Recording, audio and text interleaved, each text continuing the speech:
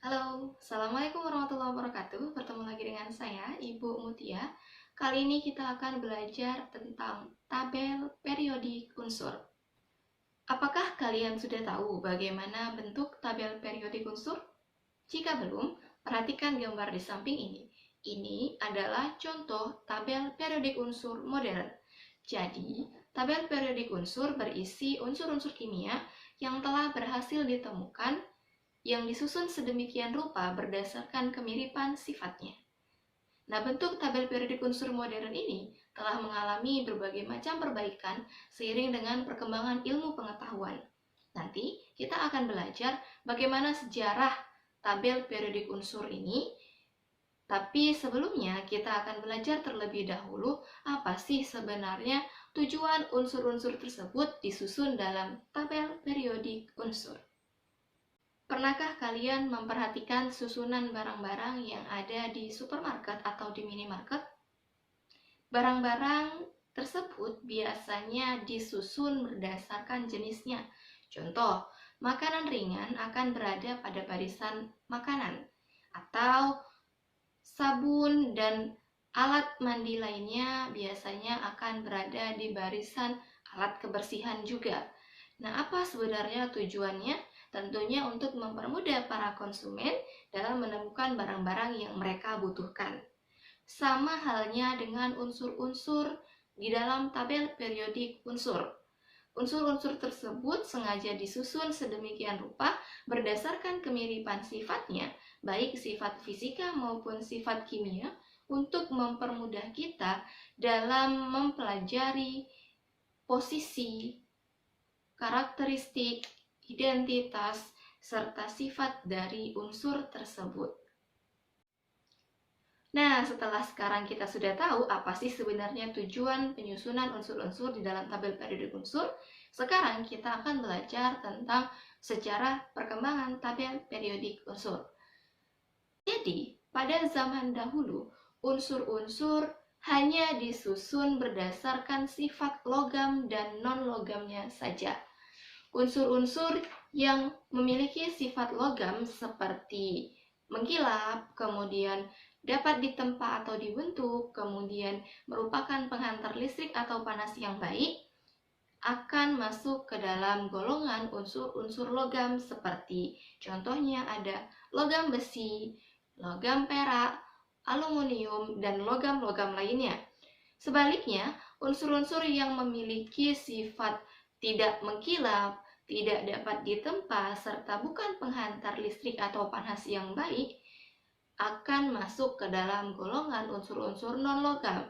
Contohnya oksigen, hidrogen, nitrogen, dan unsur-unsur non-logam lain. Selanjutnya, pada tahun 1829, John Dobreiner mengelompokkan unsur-unsur berdasarkan kemiripan sifatnya, di mana dalam setiap kelompoknya terdiri dari 3 unsur sehingga disebut sebagai hukum triade Dobreiner. Di dalam triade ini, unsur kedua umumnya memiliki sifat di antara unsur pertama dan unsur ketiga. Selain itu, massa unsur kedua juga akan sama dengan massa rata-rata massa unsur pertama dan massa unsur ketiga. Contoh, triade yang berisi unsur litium, natrium, dan kalium di mana litium memiliki massa 7, natrium 23, dan kalium 39. Jika dicari massa rata-rata antara litium dengan kalium, maka akan diperoleh massa natrium.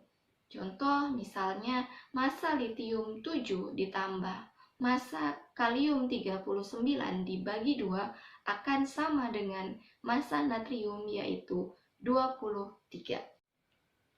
Hukum selanjutnya adalah hukum Octav-Newland yang menyusun unsur-unsur berdasarkan kenaikan massa atom, di mana akan terjadi pengulangan atau keperiodikan sifat unsur. Unsur ke-8 akan memiliki sifat yang sama dengan unsur pertama. Unsur ke-9 akan memiliki sifat yang sama dengan unsur kedua. Begitu seterusnya.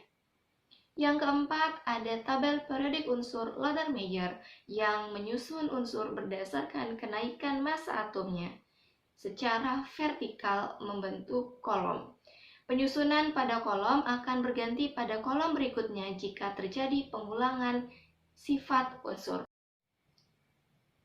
Selanjutnya ada Mendeleev yang menyusun unsur berdasarkan kenaikan massa atom secara horizontal membentuk baris yang disebut periode. Penyusunan pada periode akan berhenti dan berganti ke periode berikutnya jika terjadi pengulangan sifat unsur. Unsur-unsur dengan sifat yang mirip akan membentuk kolom yang disebut golongan. Yang terakhir, ada tabel periodik unsur modern seperti yang tadi sudah kita lihat di awal. Tabel periodik unsur modern ini disusun berdasarkan kenaikan nomor atom dan kemiripan sifat yang menghasilkan keteraturan pengulangan sifat berupa periode dan golongan. Jadi, seperti itulah sejarah perkembangan tabel periodik unsur. Selanjutnya, kita akan membahas tentang kecenderungan sifat periodik unsur. Pengelompokan unsur-unsur di dalam tabel periodik unsur modern menghasilkan golongan dan periode yang memiliki kemiripan sifat. Sifat unsur yang berhubungan dengan letak unsur di dalam tabel periodik unsur disebut sifat periodik unsur. Ada 4 sifat periodik unsur yang akan kita bahas kali ini. Yang pertama, ada jari-jari atom. Jari-jari atom adalah jarak dari inti atom sampai ke kulit terluar. Semakin banyak jumlah kulitnya, maka akan semakin besar pula lah jari-jari atomnya. Dalam satu golongan yang sama, dari atas ke bawah, jari-jari atom akan semakin besar seiring dengan bertambahnya jumlah kulit. Dalam satu periode yang sama, dari kiri ke kanan, jari-jari atom akan semakin kecil. Hal ini terjadi karena dalam satu periode jumlah kulit sama, tetapi jumlah muatan inti dan muatan elektron akan semakin besar sehingga daya tarik inti terhadap elektron akan semakin besar yang menyebabkan jarak antara inti ke kulit atom akan semakin kecil. Sifat yang kedua ada energi ionisasi. Energi ionisasi adalah energi minimum yang diperlukan oleh suatu atom dalam bentuk gasnya untuk melepaskan satu elektron terluarnya. Secara umum, dalam satu golongan yang sama dari atas ke bawah, energi ionisasi akan semakin kecil. Hal ini disebabkan karena semakin ke bawah, jari-jari atom akan semakin besar sehingga daya tarik inti terhadap elektron juga akan semakin lemah, hingga elektron akan semakin mudah lepas. Dari kiri ke kanan dalam satu periode yang sama, energi ionisasi akan semakin kecil karena jari-jari atom yang semakin pendek sehingga daya tarik inti terhadap elektron yang ada di kulit paling luar itu semakin besar sehingga elektron akan semakin sulit untuk dilepaskan. Sifat yang ketiga ada afinitas elektron. Afinitas elektron adalah banyaknya energi yang terlibat jika suatu atom dalam bentuk gas menerima elektron membentuk ion negatif. Secara umum, dalam satu golongan yang sama dari atas ke bawah, afinitas elektron akan semakin berkurang karena gaya tarik inti akan semakin lemah.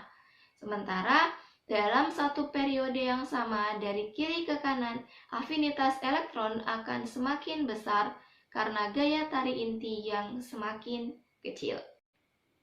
Yang keempat, ada keelektronegatifan atau elektronegativitas. Elektronegativitas adalah kecenderungan atom untuk menarik elektron dalam ikatan kimia.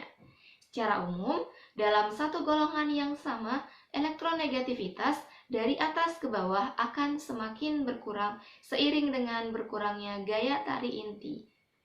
Sementara, dalam satu periode yang sama dari kiri ke kanan, elektronegativitas akan semakin bertambah karena gaya tarik inti yang semakin kuat. Jadi, seperti itulah kecenderungan sifat-sifat unsur di dalam tabel periodik unsur. Demikian pembahasan kita kali ini. Sekian dan terima kasih, semoga bermanfaat.